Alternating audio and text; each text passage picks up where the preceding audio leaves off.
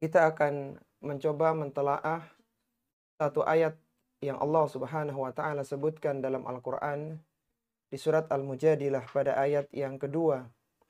Allah Subhanahu wa taala berfirman, "Alladzina yudhahiruna minkum min nisa'ihim ma hunna ummahatihim in ummahatuhum illa allai waladnahum wa innahum layaquluna munkaran minal qawli wa zura wa innallaha la'afuwun ghafur."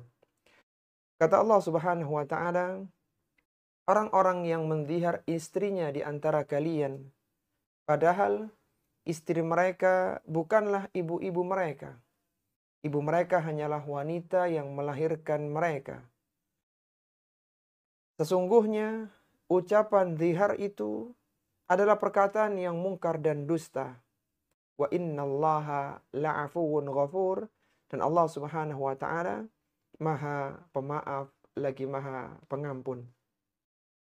Ayat tentang dhihar ini, akhwati fillah, rahimani wa rahimakunallah, terdapat di awal-awal surat Al-Mujadilah.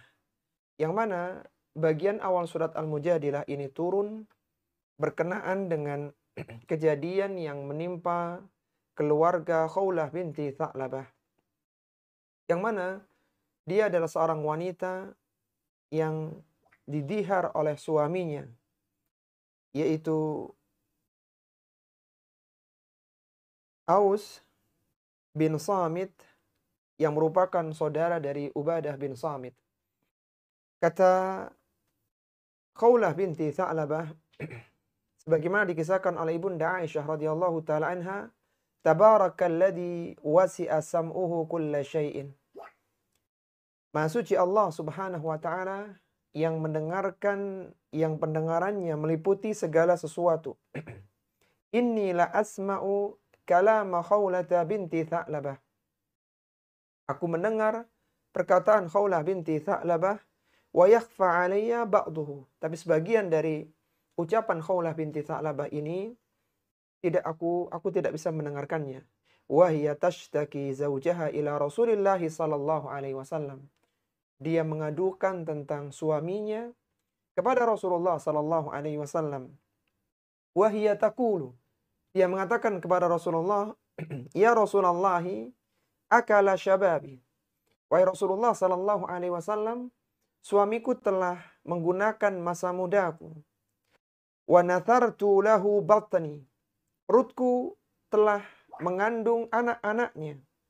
Hatta idza kabirat sinni. Sampai ketika usiaku telah senja, aku telah tua. Wan qata'a waladi, dan aku sudah tidak bisa melahirkan anak lagi. Dhahara minni, tiba-tiba dia mendhiharku. Allahumma in ashku ilaika. Ya Allah, aku adukan permasalahan rumah tanggaku ini kepadamu. Fama barihat hatta nazala Jibrilu biha ula'il ayat. Maka tidak lama setelah itu, malaikat Jibril alaihissalatu wassalam menurunkan ayat di awal surat Al-Mujadilah, yaitu firman Allah Subhanahu wa taala, "Qad sami Allahu qawla allati tujadiluka fi zawjiha wa tashtaki ila Allah." Sungguh Allah Subhanahu wa taala telah mendengar perkataan wanita yang mengajukan gugatan kepadamu tentang suaminya dan mengadukannya kepada Allah Subhanahu wa taala. Apa itu dhihar? Dhihar adalah ucapan seorang suami kepada istrinya yang bersifat mengharamkan istrinya. Misalnya, seorang suami mengatakan, "Anti alayya ka dhahri ummi." Engkau, perkataan suami pada istrinya, misalnya, "Engkau bagiku seperti punggung ibuku." Artinya sebagaimana seorang anak tidak boleh menggauli ibunya, maka seperti itulah suami mengharamkan istrinya sebagaimana dia diharam untuk menggauli ibunya. Dan di masa Islam, yang pertama kali melakukan zihar adalah Aus bin Samit, saudaranya Ubadah bin Samit yang mendhihar istrinya Khawlah binti Tha'labah. Maka Allah Subhanahu wa taala menurunkan ayat yang mulia ini sebagai panduan bagaimana kiranya ketika seorang suami terlanjur mendihar istrinya. Maka ada beberapa hal yang perlu dilakukan.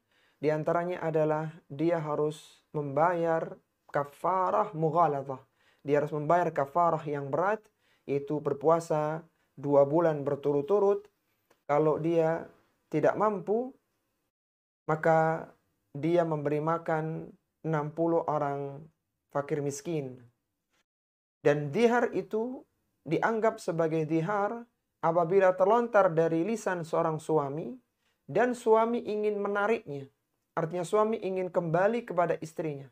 Maka dia terkena kafarah mughaladah tadi. Nabi SAW dalam rumah tangganya dengan berbagai dinamikanya. Beliau pernah mengilak istrinya selama 1 bulan. Ketika para istrinya mengajukan kenaikan uang belanja, kenaikan nafkah. Nabi SAW pernah menceraikan 2 orang istrinya. Dan Nabi SAW tidak pernah menzihar istrinya. Karena zihar adalah perkataan yang mungkar, perkataan yang dusta, dan seorang yang mengucapkannya, dan ia ingin kembali kepada istrinya, maka dia harus membayar kafarah yang disebutkan pada ayat yang setelahnya di surat Al-Mujadilah. Maka dari ayat yang mulia ini, akhwati fillah, rahimani wa rahimakunallah, menunjukkan bahwa zihar adalah sesuatu yang mungkar. Dan zihar itu apabila terucap bagi seorang suami, maka suami itu dan suami ingin kembali kepada istrinya, maka terkena kafarah. Akan tapi ketika suami itu mendihar istrinya dan dia tidak ingin kembali, maka dia tidak terkena kafarah mughaladah, tidak terkena kafarah yang berat sebagaimana disebutkan oleh Allah di ayat yang setelah ayat yang kedua ini. Sehingga dari sini para ulama menyebutkan ketika ada seorang suami dia mengharamkan sesuatu selain istrinya dan dia ingin menggunakan sesuatu yang dia haramkan itu, maka dia terkena kafaratul yamin, kafarah sumpah. Misalnya seorang mengatakan, makanan ini haram bagiku, padahal itu makanan yang halal. Kemudian dia ingin memakannya, maka dia terkena kafaratul yamin, kafarah sumpah. Di antaranya adalah dia berpuasa 3 hari. Akan tapi ketika yang diharamkan itu adalah istrinya, dengan ucapan zihar atau ucapan yang tegas, misalnya seorang suami mengatakan, engkau haram bagiku, ucapan semacam ini bukan ucapan yang sederhana. Maka dirinci oleh para ulama, kalau niatnya adalah talak, maka jatuh talak dengan ucapan itu. Tapi kalau tidak berniat talak, maka itulah zihar. Itu adalah zihar. Kemudian apabila seorang suami, dia ingin menyanjung istrinya, memuji istrinya dengan sesuatu yang disamakan dengan ibunya, tapi tidak ada niatan zihar, dan redaksinya bukanlah redaksi zihar yang sempurna, bukanlah redaksi anti alayya ka dhahri ummi, maka itu tergantung pada niatnya.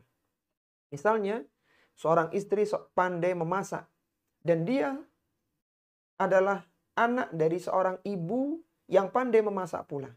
Kemudian suaminya menyanjung istrinya, wahai istriku, tanganmu seperti tangan ibuku. Artinya keahlianmu dalam membuat makanan seperti ibuku dulu. Maka seperti ini tidak jatuh zihar. Akan tapi ketika niatnya adalah menzihar, maka jatuh zihar.